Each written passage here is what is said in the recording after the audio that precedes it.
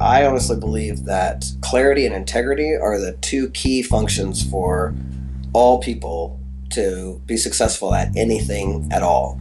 Clarity to know what it is, what it looks like, and included in that clarity is believability. Like, you have to believe in yourself and believe that you can have that goal. The faster you believe it and the more clear you are, the faster it will manifest. The only thing that will stop it from manifesting is you not being in alignment with creating it. That was Jay Pryor, and we're talking about finding joy as a blogger on episode 48 of the Chopped podcast.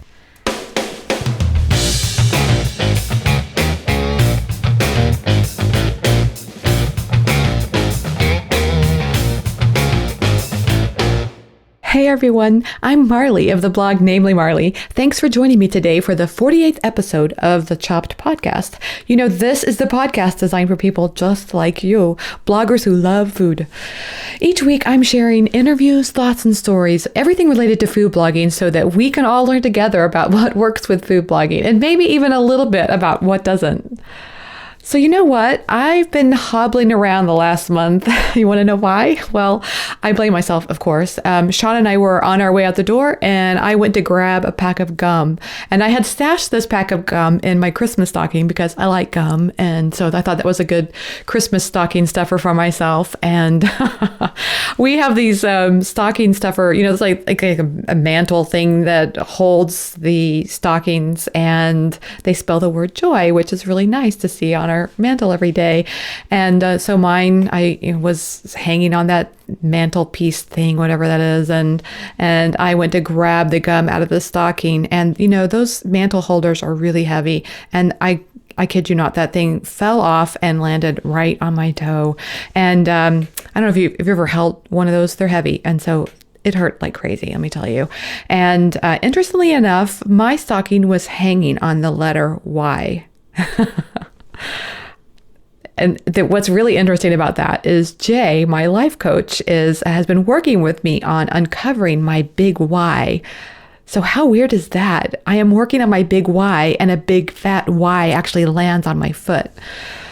Sometimes, life can be so much stranger than fiction, Anyway, I felt like that was such a perfect story today because today's guest is Jay Pryor, who is my life coach. He's actually both a life and executive coach, and he's also an author too.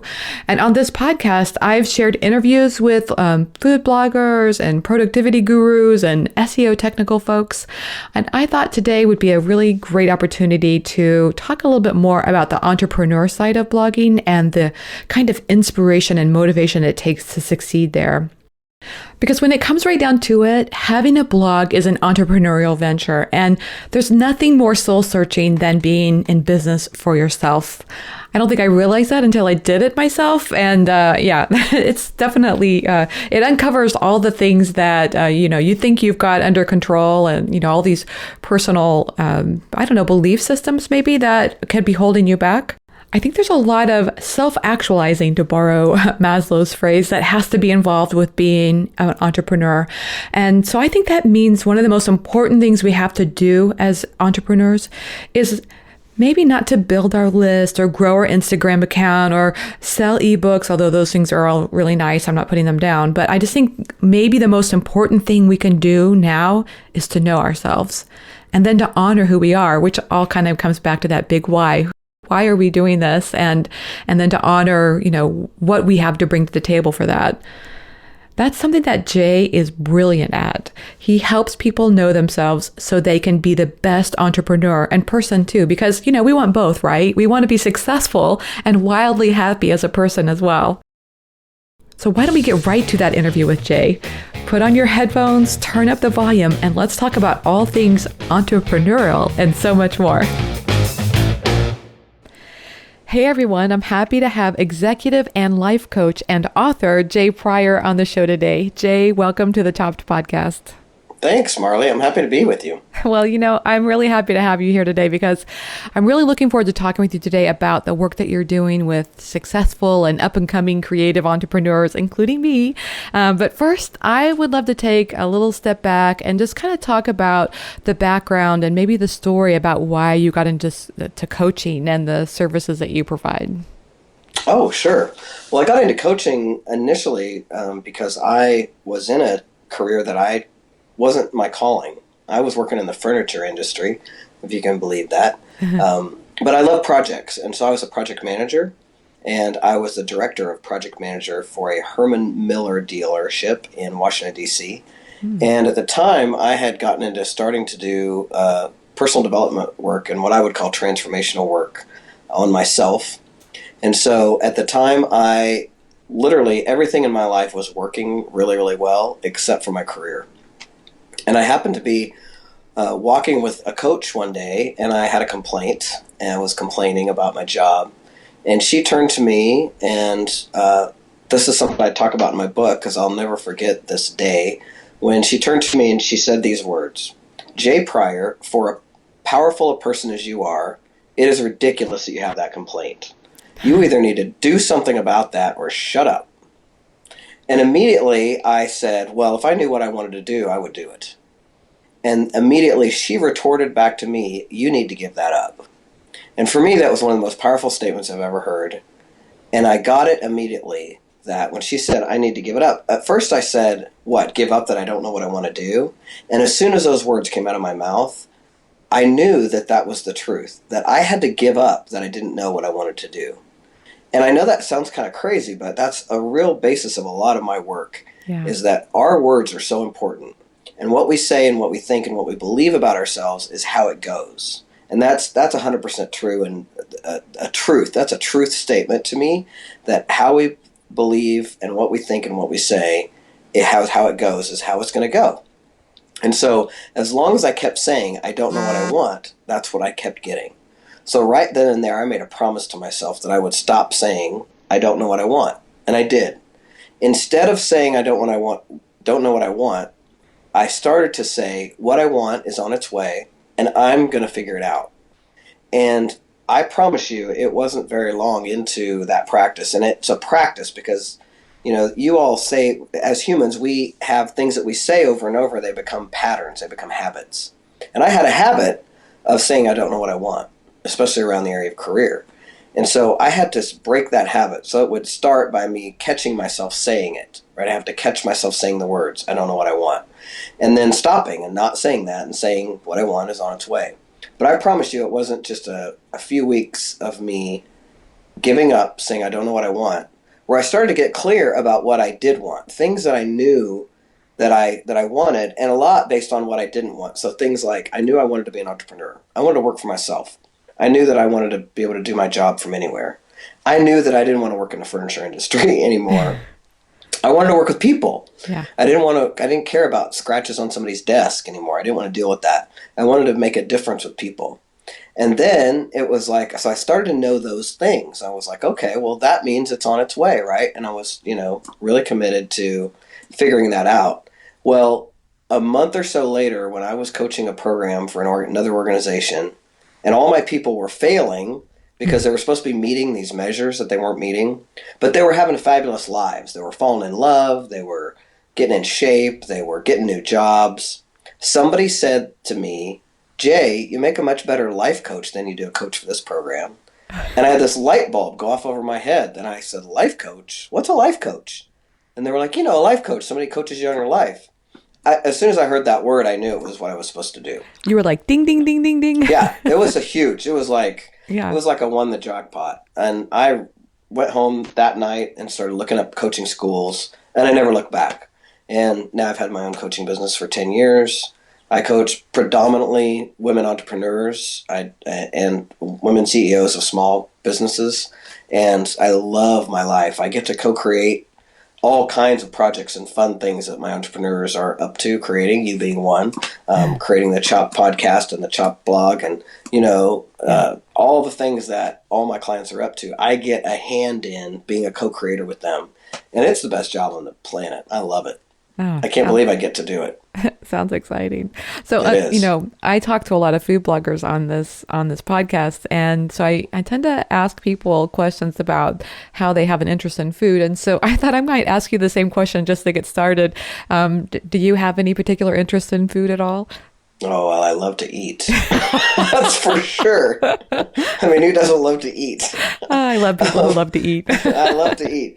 Well, and I grew up in a small town in Kansas, Yeah. and my dad was very Irish, and my mom never really made anything that was very like we didn't eat spicy things, and so to be honest, I was didn't have an interest in food until I moved to Washington D.C. and I really expanded my palate Yeah. and learned how to eat good food and got introduced to good food and started being willing to experiment and play with food. And now I love good food, and there's nothing better than one of my favorite things in the world to do is to just go to a dinner that lasts like 4 hours. You know, that whole Yes. long process of really being with people and eating and sharing a meal. I mean, it's fantastic. Yeah. So I love good food.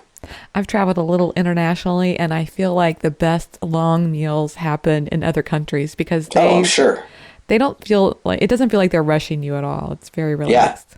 yeah. As it should be. Should be an experience. Yeah, exactly. So another thing is like, I know that a lot of people I have on the show have blogs, and I know you have a blog as well, but it seems like you do more vlogging. Like you have this great Yes. video series that you have. Yeah.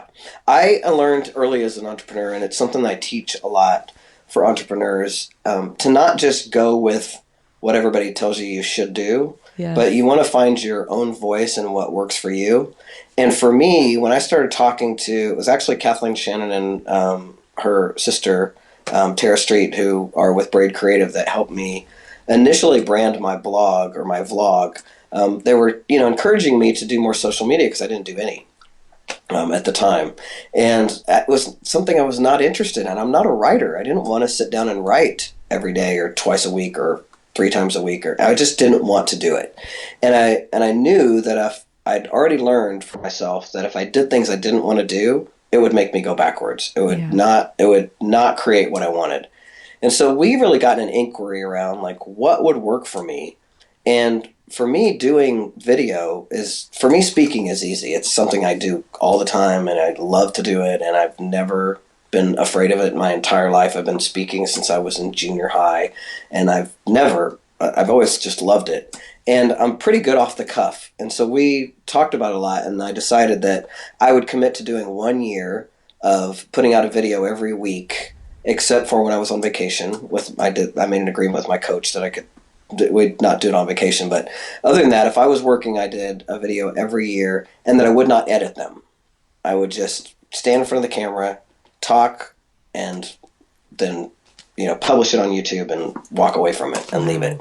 So the first year I didn't have them. I didn't do any edit. I still don't do any editing.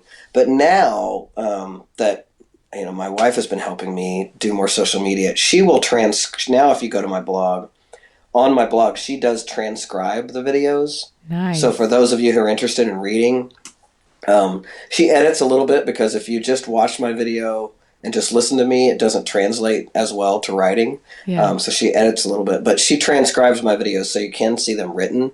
But for the first couple of years, I just had the videos out there on my YouTube channel. That's cool. So you do one every week still? I do one, yeah, pretty much every week. That's amazing. I mean, These days I'll do 2 at a time. That way it's easier for me, especially. I do all mine outside, so Yes. sometimes it's cold. It's kind of cold out right now. Get it done. Right, exactly. Exactly. I think that's really cool, and talk about how to embrace vulnerability, because if you're doing it without edits, that's pretty tough. Yeah, and that was the part of the deal, and I put that in the description so people knew on purpose. I didn't edit them.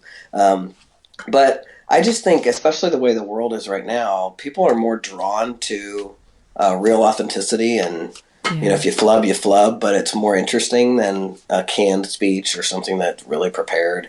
And for me, it's my strength. It's one of my strengths. And as an entrepreneur, you got to play to your strengths. That's exactly right. Well, and actually that leads us to the next topic, which is one of the main reasons I asked you to join today, was to talk about the topic of basically finding your joy as an entrepreneur, because I know you and I have talked several times about, when you first start as an entrepreneur, it's, you can find yourself doing certain things because, I don't know, you see everyone else doing it and you think, that's what I got to be doing too. And it seems like kind of a backward approach to becoming an entrepreneur. Yeah, well, and I mean, we've talked about this before, but there is not only that, but there is a whole world. Yeah.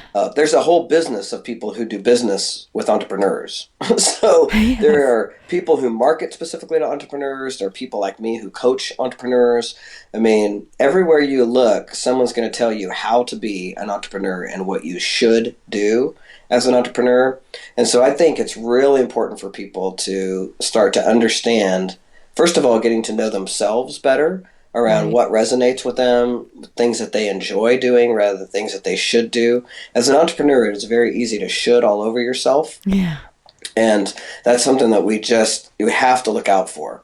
Because energetically, I always come from the perspective, and you know this from working with me, but in my book I talk about this, where I'm always coming from the perspective that everything is energy.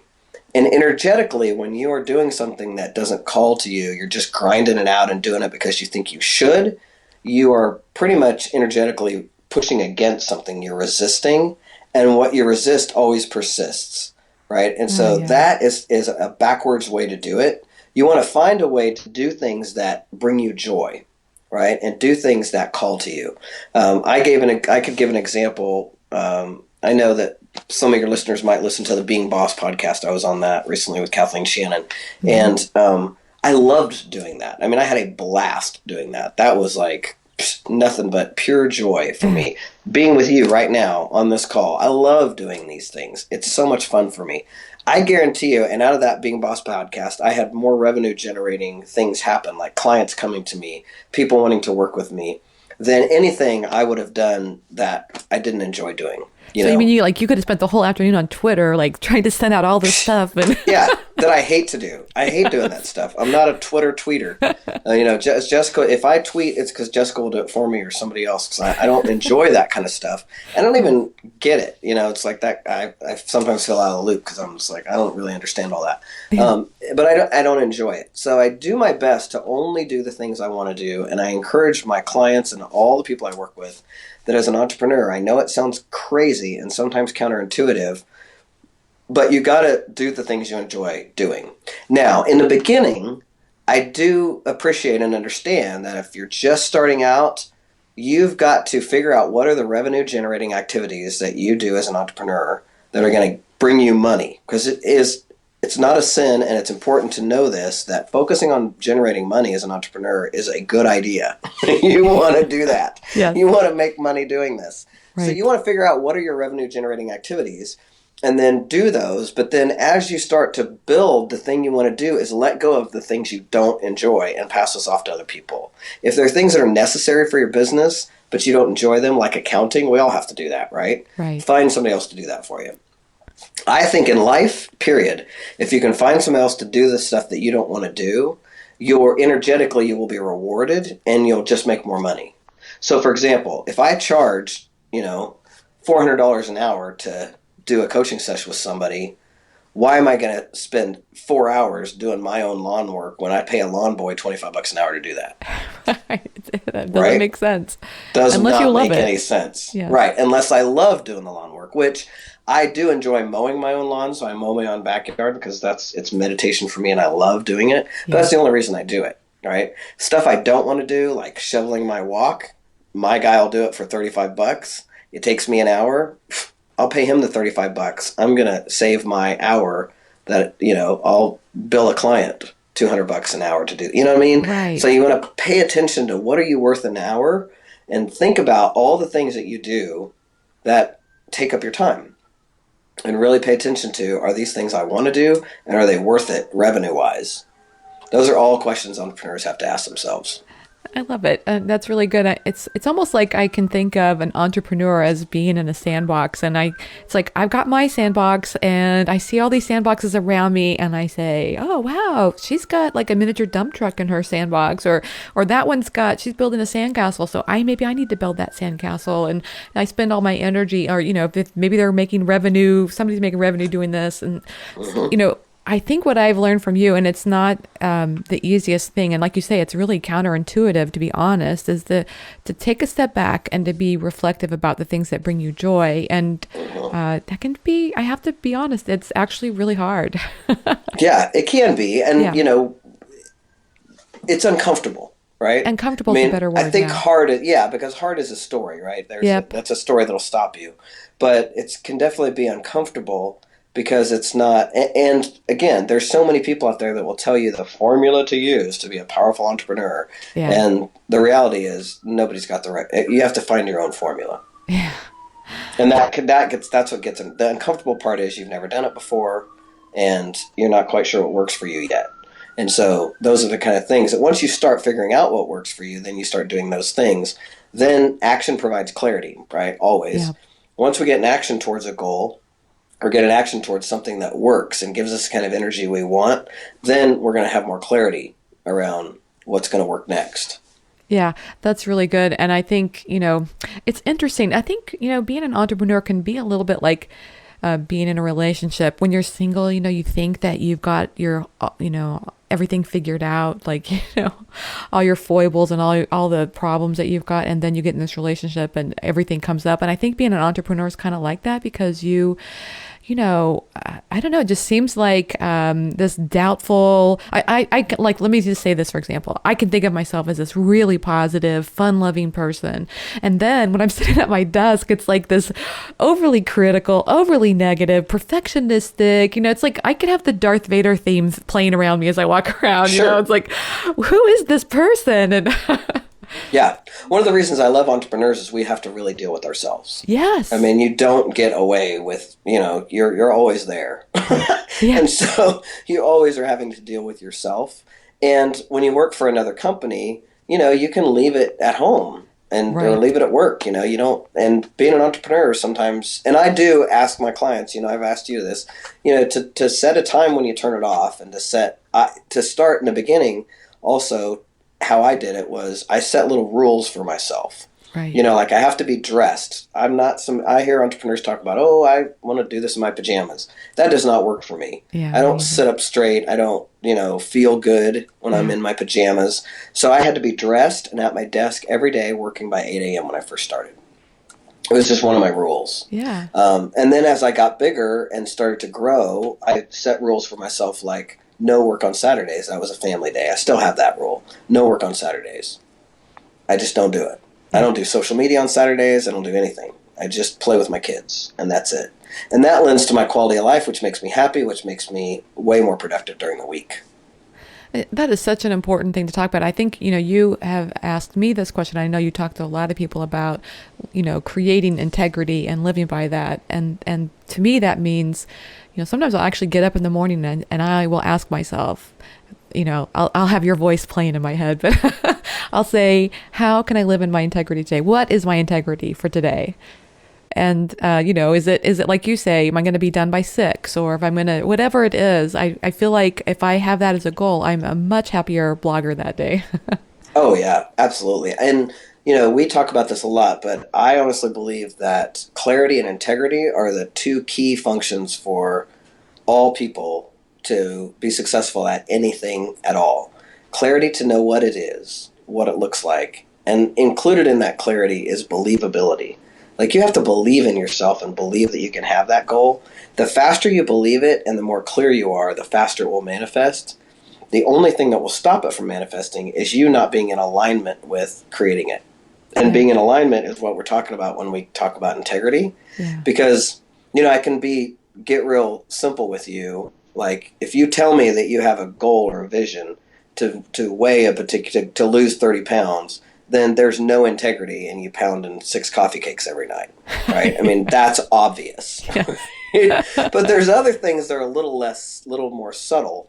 Like if I say that I want to be a guy who is fully committed to my family as much as I am my work and to be there for my kids, then there's no integrity in me working on Saturdays, right? Yes, So I figure exactly. out what is in alignment with this vision that I have, this goal.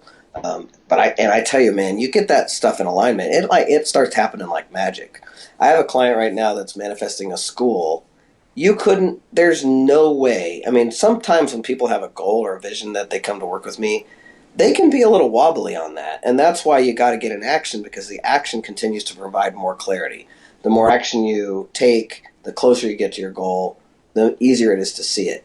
This young woman, you could not ever convince her she wasn't going to have that school. I mean, Wow. from day one, her believability, her clarity was so intense that, I mean, she had, it's been unbelievable. And it is manifesting so fast and so powerfully that you couldn't, the momentum is huge. You just couldn't stop. It's like a train. Like, there's no way that this thing isn't going to happen. It's happening, and it's happening fast.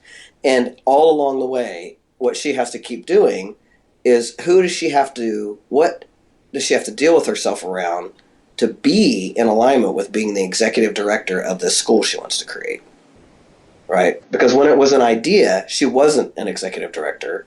She had to get to a place where that was who she was and who she be'd every day when she woke up in the morning. How's she going to be an executive director? Yes. There's certain things that you do in your life if you're that person, right? There's certain ways that you behave. There's certain things that you do. Yeah. The more she gets herself in line with that integrity, the faster this thing creates.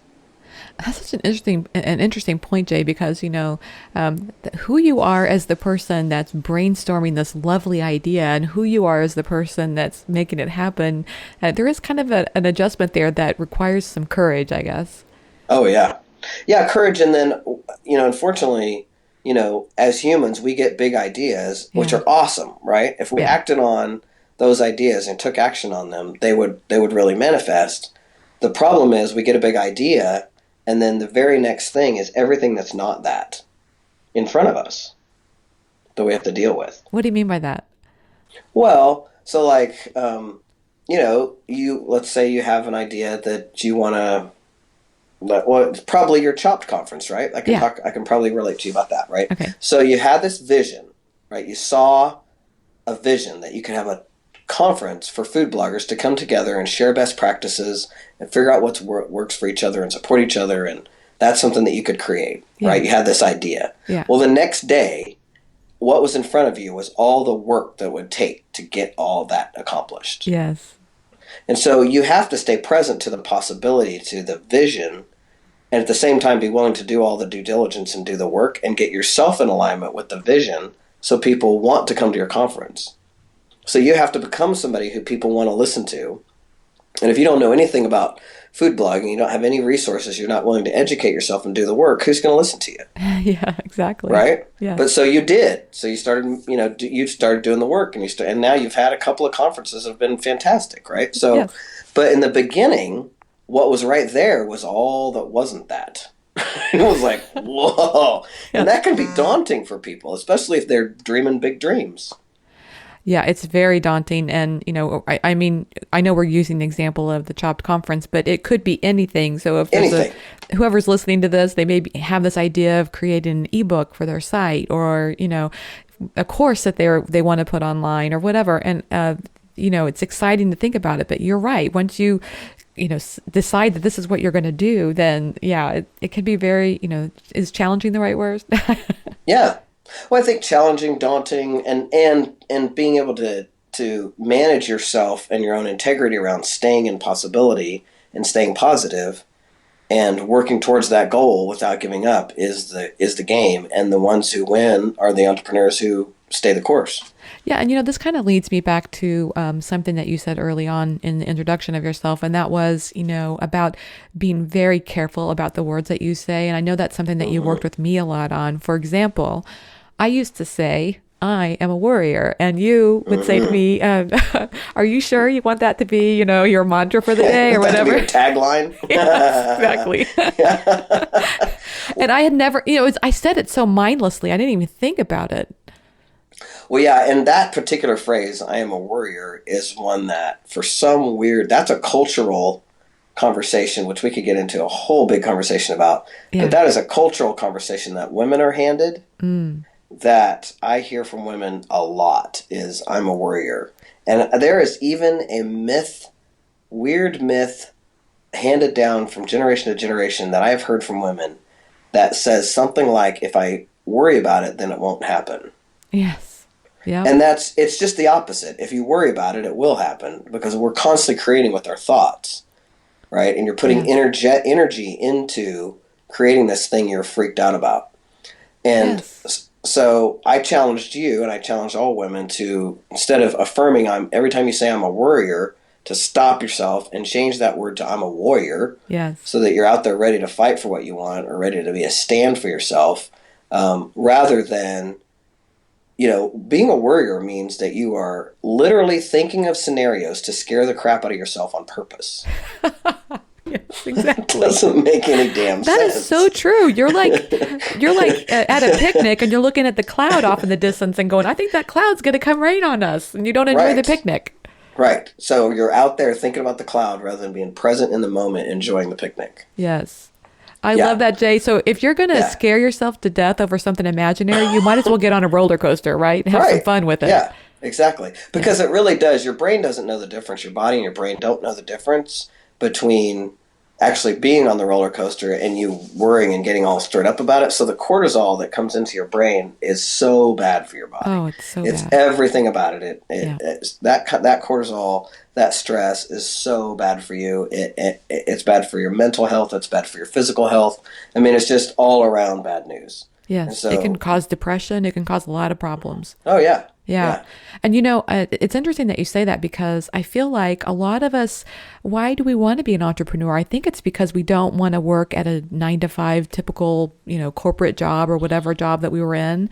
And so I oftentimes ask myself this question, if I hated that and the stress that was related to that, why in the world would I want to recreate that in my own business? Yeah, exactly.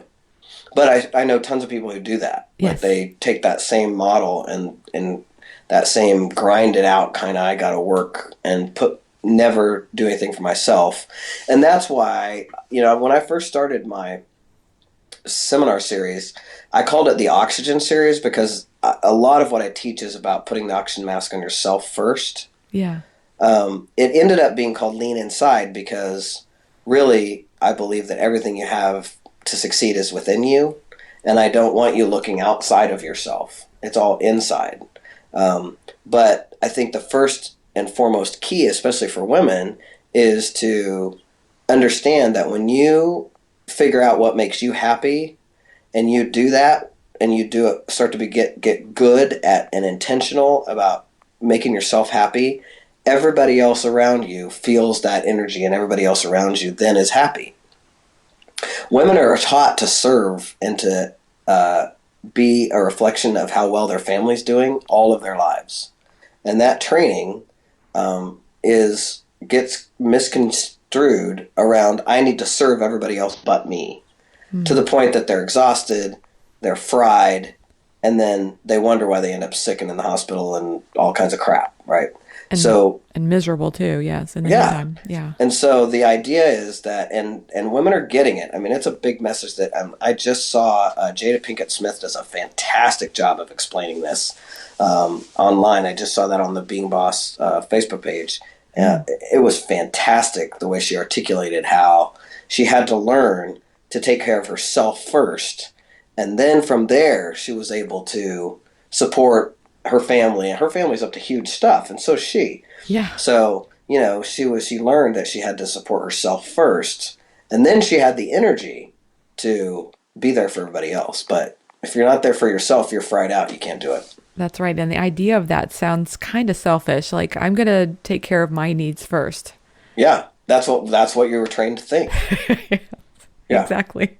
But if you don't take care of yourself, if you don't put the oxygen mask on yourself first, you pass out, and then you can't put the oxygen mask on anybody else. Right. Well, and another thing I have found, just, working with you since I think around August, is, definitely, it felt like a leap of faith early on. And now I realize I have kind of reached this point where my lows are not as low. Like when I start to get freaked out, I can kind of pull myself back around much more quickly and on my own. And that feels so good. Yeah, because you've got tools in your toolbox that you can just reach in and grab now, where you didn't have them before. And I imagine I'm a much better person to live with, too.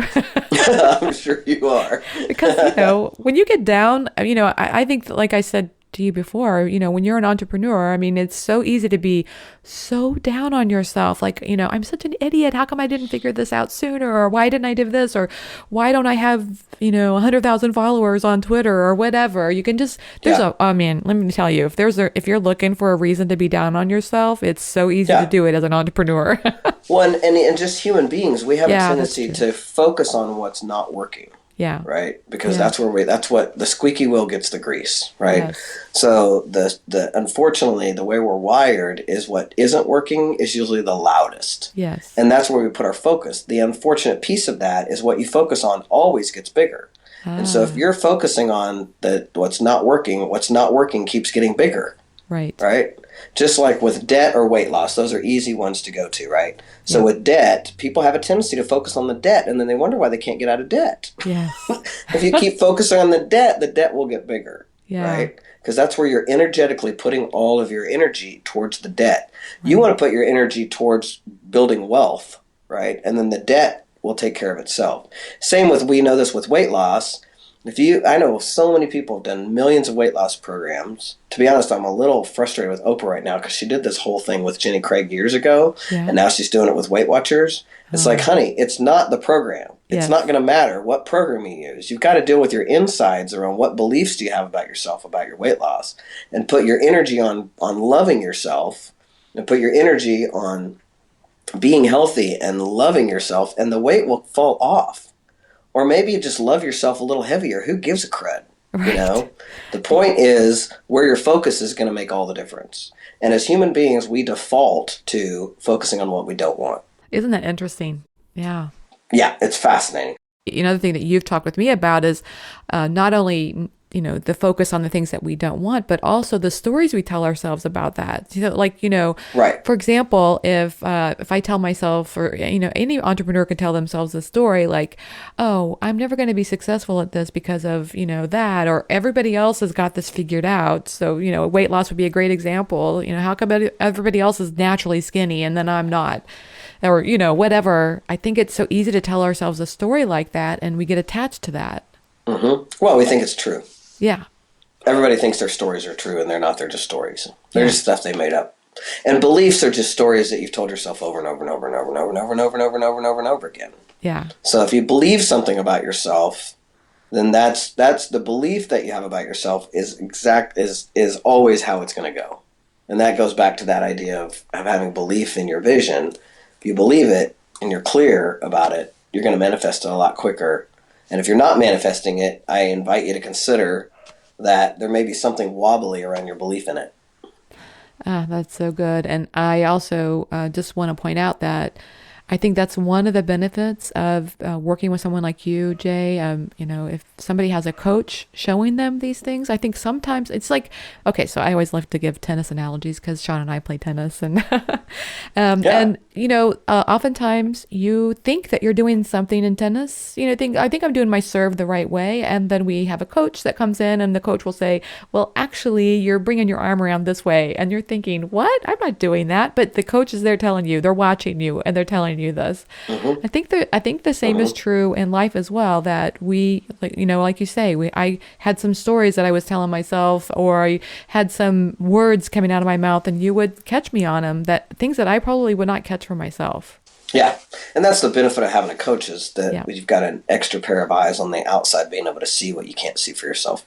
Yeah. And it's a fun job for me because we're also trained, and I'm, trained to be able to hear if you're powerful and hear. I mean, you can get on the phone with me and I can tell if you're having a powerful day, if you're in the dumps. I mean, I can hear it in your voice. Yeah. And I can hear, nuances in your voice and paying attention to those kind of things that you're not paying attention to. Yes. So, yeah, it's a huge benefit. I personally have a coach, and for coaches, it's a matter of integrity for us that we have a coach.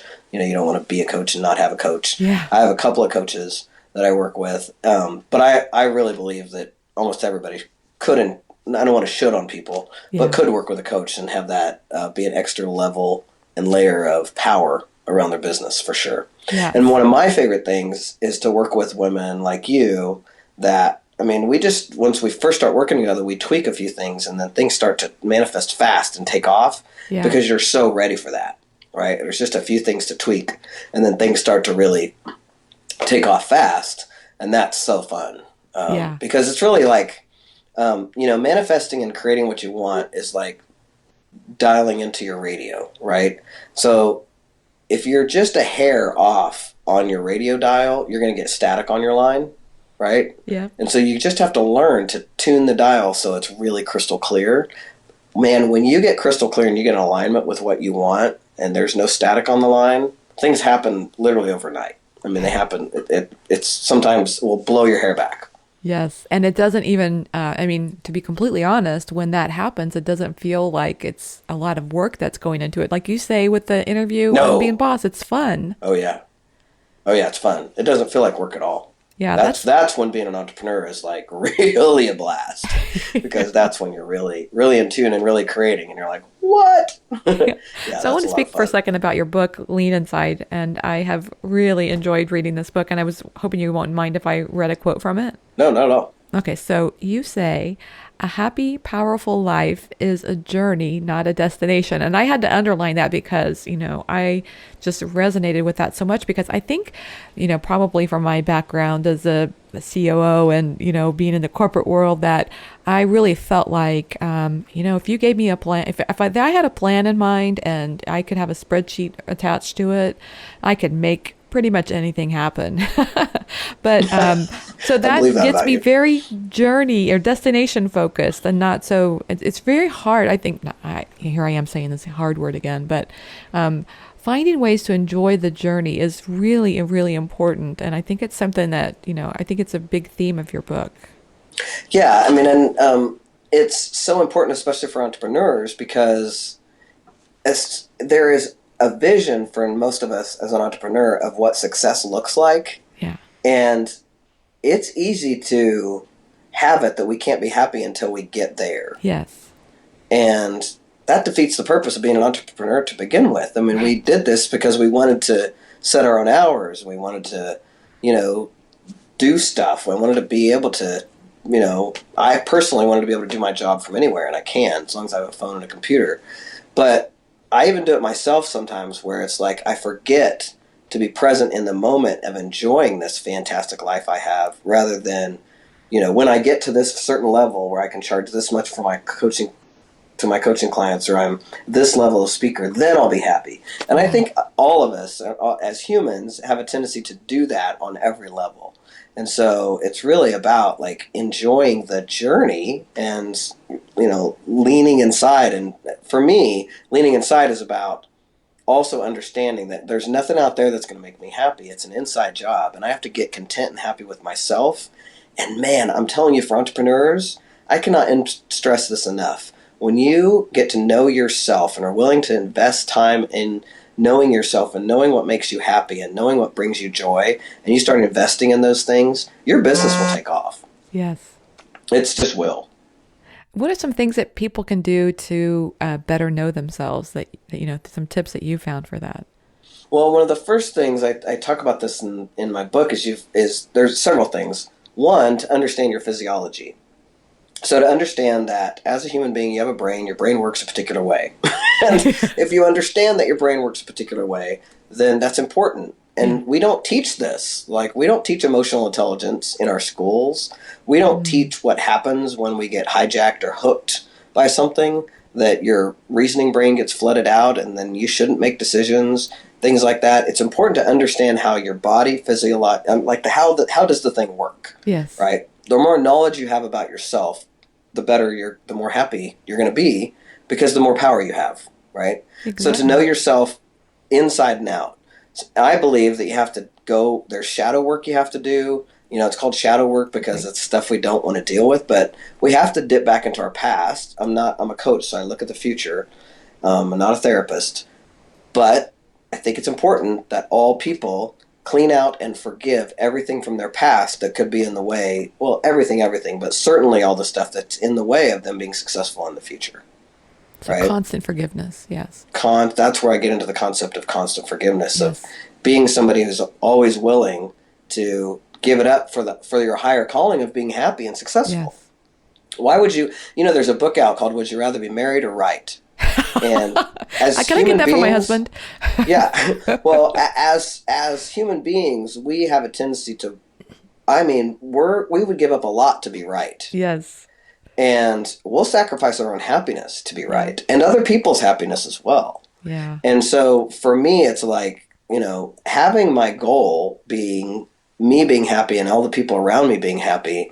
I'm way happy to give up being right if it's going to know that's going to create happiness and love and affinity between me and my people around me. Yes. What's the point of me being right? Yes. What do I get for And being right? oftentimes those things we're trying to be right about are things that, are outside of the things we should be worrying about anyway. Like Yeah. my mom and I actually argued the other night about whether making a murderer, whether that guy was guilty or not. And I caught myself in the middle of it going, wait a minute, I don't even know this guy, so why do I care? She wants to think he's Yeah. guilty, fine, it's all right. Right. Well, and what is that? I mean, and good for you for giving it up. But I know people who would, we all know people who would hold on to that for days, Yes. right? And their Yes. cortisol would raise, and their blood Yes. pressure would raise, and Yeah. is it worth it really? Like, that's just silly. But it's also interesting to see how silly things we can, create lots of things to be right about. Right. Yeah. Yeah. So I think everybody has a happiness. I talk about this in my book where I feel like, and we've talked, and all my clients have talked to you about this, like all people have a happiness formula. And Yeah. you've got to know yourself well enough to know what are the things that you need in your happiness formula that you need to be able to check off and say that's an integrity so that those are the things I do in service of my own happiness. So kind of like You what you know? were saying earlier, where you set office hours and you know that you're not going to eat a lot of sugary products Yeah. or Yeah. Yeah, I knowing talk what, about my formula in the book. I got to eat a low sugar diet for the most part. I got to work out. I got to meditate. I want to spend time with my friends. I want to have time alone with my wife. I want yeah, to hang out with my, there's a whole list. For me, going to movies is part of my formula. I yeah, love going to movies. yeah. And my wife, is not that into movies. So I've learned to go to movies by myself, and now I love that. I mean, I It's like love your it. treat, huh? It's a treat for me. Yeah. Yeah. Every seminar day, the next day after a seminar, I take myself to the movie. Kind of a reward. Yeah. I like that because Yeah. it's a non-food related reward. Oftentimes it's Yeah. like, I think I'll have a brownie or that's not good. Yeah, No, I do let myself have M&Ms and popcorn, though. I'm not gonna that's good. lie. Well, I think we've That's, given people a lot of good information here. So I was just going to ask you, what's coming up next for you? Anything that you can share? yeah, I have a seminar in Lawrence coming up on the 28th for women, and then I'm doing something new for the very first time. I'm doing a pilot program on the 15th of February, right after Valentine's Day, where I'm doing Lean Inside for couples. Now, this is restricted to only for women who have been through my first seminar because it's a pilot program. Uh-huh. But I think it's going to be big. It's something I want to start to do because it really, I have created a community of women in my town of over 130 women who have gone through my seminar. And part of the thing that I asked them to do is to be women who lift up other women.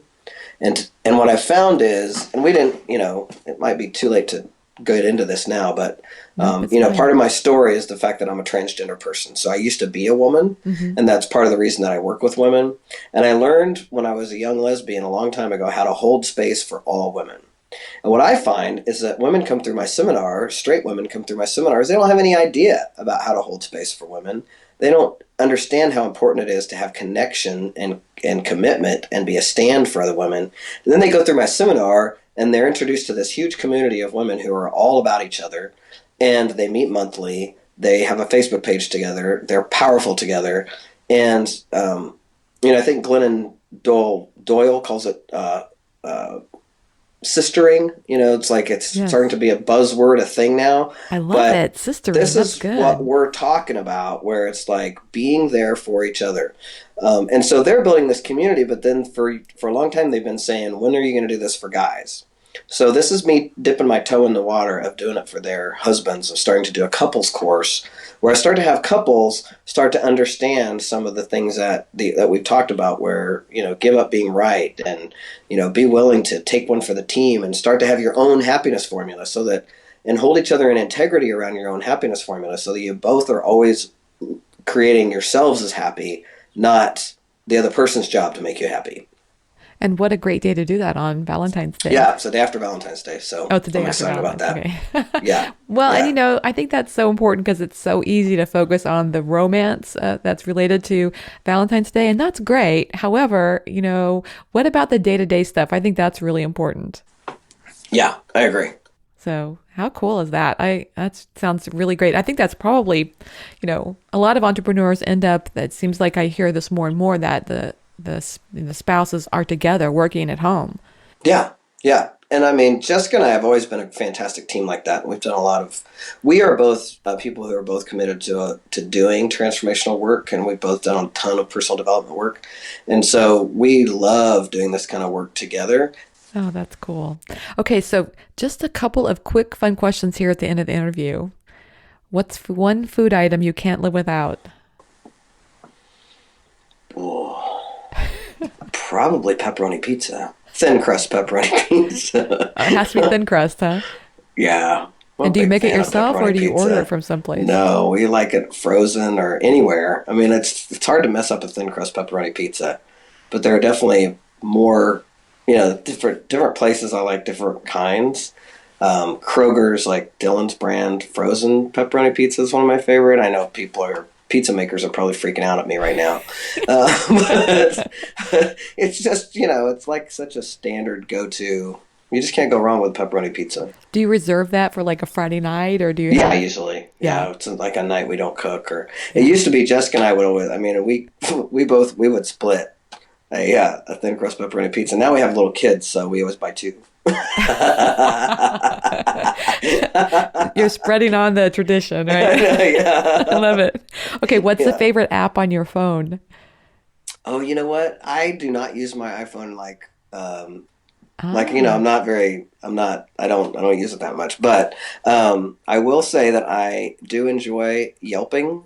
okay. I use Yelp, but when we travel, we go on road trips, and so we have kids in the car, and we're all sleepy and Yes. looking for a place for breakfast. So as Jessica's driving down the road, I'll get on the phone and start Yelping breakfast places and looking at reviews. And then again, I'm a huge moviegoer, so I use my Fandango app quite a Ah, bit. do you actually buy the tickets with that or do you I just do. see I what's do. I playing? buy tickets with it. I see what's playing. You can look at dates. Like I can look at theaters and see, pick like next Tuesday what's playing at this theater. And it usually has them loaded in there. So I use my Fandango app quite a bit. I think that's a good app because, we're both in the Midwest. And so sometimes there may be a movie that you want to watch, but it just hasn't made it to Kansas City yet or Right. whatever, or to your nearest city. So having an app like that helps you know exactly where you're going to go to watch that. Yeah, exactly. That's cool. Okay. I know you sound so busy, and I wonder if this fits in your integrity or not, but do you have any time for TV at all? And if so, do you have a favorite show? Well, I don't watch regular TV. The only regular TV I watch with that has actually commercials is basketball. I'm a Ah, huge NCAA basketball fan, yeah. and I live in Lawrence, Kansas, so the Kansas Jayhawks, and I'm a KU alum, so I'm an I'm a MU alum, huge Jay. yeah. So I didn't know that about you. This may be over very soon. No, Yeah. yeah. So I watch basketball on regular TV. Otherwise, I watch Netflix, and I do have a few shows that like I'm pretty much chomping at the bit for the second season of Gracie and Frank, or Frank and Gracie. I loved Um, that show. oh, it's one of the best shows on TV. Oh, it was so thoughtfully written. Oh man, it's one of the best TV shows I've ever seen. Yes, So both funny and thoughtful and provocative. yeah, It was really good. I loved it. yeah, you gotta love Lily Tomlin and Jane Fonda. Oh well, all of them. They were Yes. actually Martin Sheen and the other guy that I never can remember his name, but Yep. yeah, they were fantastic. So I'm waiting for the second season of that. So there's shows like that that I'll binge watch, but I don't. Oh, you know what? I'm lying. There's one TV show that I watch. I Okay. completely forgot about it, and I tape it so I don't see the commercials, and that's The Big Bang Theory. That's so funny. I was in a spin class this morning and somebody was just talking about that show. Yeah, it's really cute. I'm a huge fan of that show. I forgot all about that. I do. I watched that. That's the one show I tape and I watch, The Big Bang Theory. He was saying that there are actually jokes that a lot of people don't get because they'll have maybe some mathematical formula that's Oh written on yeah, a chalkboard. yeah. that if you know the mathematics behind it, like the jokes get even deeper. Right. I would not get those jokes. Me neither. I can't do high school algebra, but I really enjoy the humor and the, it's just different. Yeah. It's a lot of fun. Cool. So how can people find you online? JayPryorCoaching.com. That's my website. You can also find me on that same Jay Pryor Coach on Twitter. It's at Jay Pryor Coach. And then my Facebook page is Jay Pryor Coaching. Excellent. Jay, thanks so much for taking the time to talk with me today. Thank you, Marley. It's been a blast. Thanks to Jay Pryor for being my guest on today's episode of the Chopped Podcast. If you were up and about and missed something important, don't worry, we took the notes for you. Just head over to choppedcon.com where we put up the links for each show, including the stuff we talked about today and even some more information about our guests. I hope you're loving the Chopped Podcast. If so, it would mean the world to me if you would head over to iTunes or Stitcher and give it a review. You can do that right now. Also, you can spread the word about the Chopped Podcast using @ChoppedCon on Twitter or Instagram or even Facebook. Your shout-outs really mean a lot, and we read everyone. You inspire me, so I hope today's show was helpful and inspirational to you as well. Thanks for listening and have a great week.